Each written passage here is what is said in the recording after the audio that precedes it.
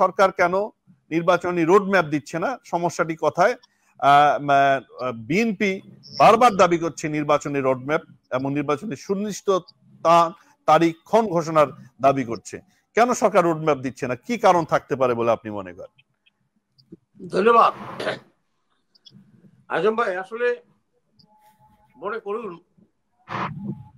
দুই যুবক যুবতী একজন ডাক্তারের কাছে গিয়ে বলল, দেখুন তো আমাদের সন্তান কবে প্রসব করবে।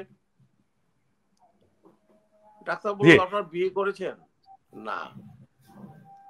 বাসর হয়েছে? না।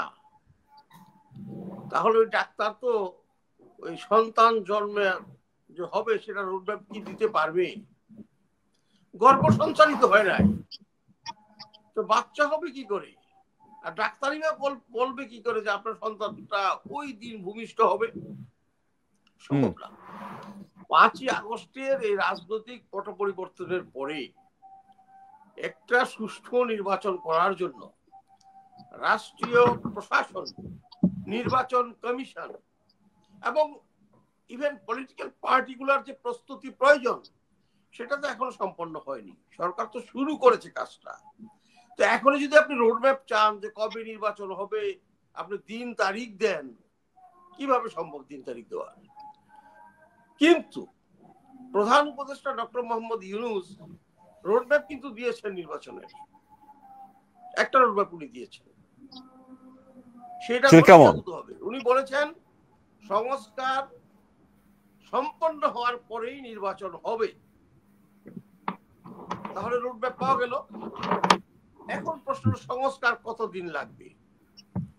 16 বছর শুধু নয়, 16 বছরের আগে যে দিনগুলো বাংলাদেশে গেছে, এই সমস্ত দিনগুলোর যে জঞ্জাল জমেছে আমাদের গণতন্ত্রের পথে, সেই জঞ্জালগুলো পরিষ্কার না করা পর্যন্ত সুষ্ঠু একটা নির্বাচনের পথ আপনি কিভাবে প্রশস্ত করবেন?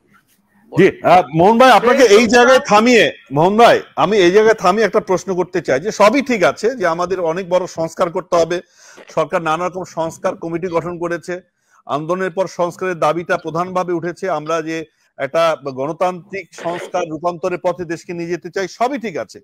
কিন্তু বিএনপি বলছে যে এই সরকার যতদিন ক্ষমতা থাকবে ততদিনে জটিলতা বাড়বে, সংকট বাড়বে, এবং কেউ কেউ বলছেন যে দৈনন্দিন কার্য পরিচালনা করবার জন্য এই সরকারের যে সক্ষমতা অভিজ্ঞতা থাকা দরকার সেটিও নাই। এক ধরনের কেওয়াটিক সিচুয়েশন আমরা রাজপথে দেখছি, নানা রকম দাবি দফা করে এক ধরনের অস্থিতিশীল পরিবেশ তৈরি করছে এবং সেটি সুন্দরভাবে সরকার মোকাবেলা করতে পারছে না। ফলে তার রুটিন যে কার্যক্রম সেটি যদি পরিচালনা করতে না পারে, বাজার ব্যবস্থা, অর্থনৈতিক ব্যবস্থা, ব্যাংকিং ব্যবস্থা, সব ক্ষেত্রে এক ধরনের পরিস্থিতি আমরা দেখছি। ফলে এই সরকার যতদিন ক্ষমতায় থাকবে এক ধরনের সংকটের মধ্যে যেতে পারে। আমাদের যে প্রতি বিপ্লবী শক্তি, পরাজিত শক্তি, তারা আবার দলবদ্ধভাবে সংগঠিত হয়ে তারা এই রাজনৈতিক মঞ্চে আবির্ভূত হতে পারে, এরকম আশঙ্কার কথা বলা হচ্ছে, বিএনপির পক্ষ থেকে আশঙ্কা করছেন স্বয়ং মহাসচিব।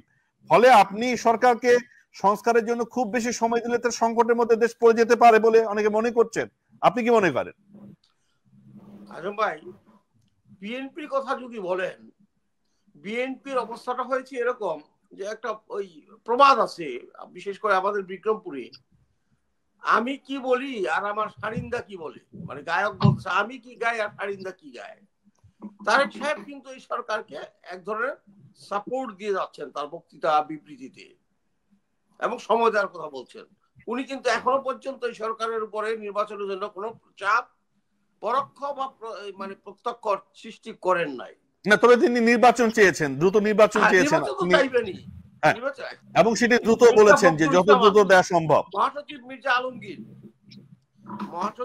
আলমগীর সাহেব বলেন এক কথা, জয়নাল আবদিন ফারুক তো মানে বিপ্লব করে ফেলায় পারলে সরকারকে ধাক্কা দিয়ে নামিয়ে নির্বাচন করে বসে যায়। আবার রিজভি বলে আরেক কথা। একটা দলের শীর্ষস্থানীয় 4 জন নেতা যদি 4 রকম কথা বলে, ওই সরকার, ওই দলটার ভিতরে যে সমন্বয়হীনতা আমরা লক্ষ্য করছি। তারা সরকারকে নির্বাচনের রোডম্যাপ দেওয়ার কথা বলছেন, কিন্তু আমি তো দেখছি বিএনপির ভিতরে এখনো কোনো সামঞ্জস্য নাই, সমন্বয় নাই। তাদের প্রত্যেকটা অঞ্চলে কমিটি নিয়ে গন্ডগোল আছে, নেতৃত্ব নিয়ে গন্ডগোল আছে, মারামারি হচ্ছে, খুনও হয়ে গেছে কয়েকটা পর্যন্ত। তারা তো নিজের ঘরই সামলাতে পারছে না, সরকারের উপরে কিভাবে এই মানে একটা নির্বাচনের এটা তো বিএনপির দিকটা বললেন না, বিএনপি কতটা প্রস্তুতি নিয়ে আমরা বিতর্ক করতে পারি মোহন ভাই, কিন্তু সরকার কতটা নিজেদের ঘর সামলানো দরকার। না না, বিএনপির কথা ঠিক আছে, কিন্তু সরকার যে পরিস্থিতি সামাল দিতে পারছে না, মোকাবেলা করতে পারছে না, তার রুটিন যে দায়িত্ব সেটা খুব বেশি ভালোভাবে এগিয়ে নিতে পারছে না, কিন্তু সংকট আসতে পারে। আমি বলি সরকার পরিস্থিতি সামাল দিতে পারছে না, এটা আমি বিশ্বাস করি না। করি না কেন?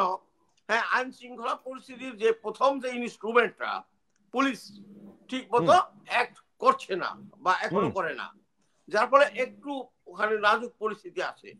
দ্রব্যমূল্যের ব্যাপার যেটা বলা হয়, কাঁচা মরিচের দাম আর তরকারির দাম বন্যা কবলিত কারণে কিছুটা বেড়েছিল, এখন কিন্তু কমে আসছে, এটা একটা ব্যাপার। সরকার ব্যর্থ হয়েছে বা সরকার সামাল দিতে পারছে না বা পারবে না এটা কিন্তু না। কিন্তু একটা বিষয় কিন্তু লক্ষণীয়, এই যে রাজপথে এত দাবি দেওয়া, সরকার তো কঠোর হতে পারে না, গুলি চালাতে পারবে না, বেতন চার্জ করতে পারবে না। তো সরকার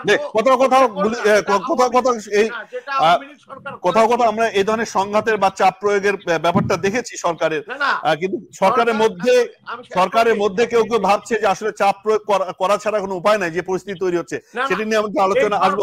যদি আপনি এই সরকার যদি আপনি ইন্টারিম গভর্নমেন্ট কি মনে করেন, এই যে শ্রেণী পেশার বিভিন্ন গ্রুপ এই সরকারের উপর তো চাপ দিতে পারে না, তোরা অপেক্ষা করুক তারা।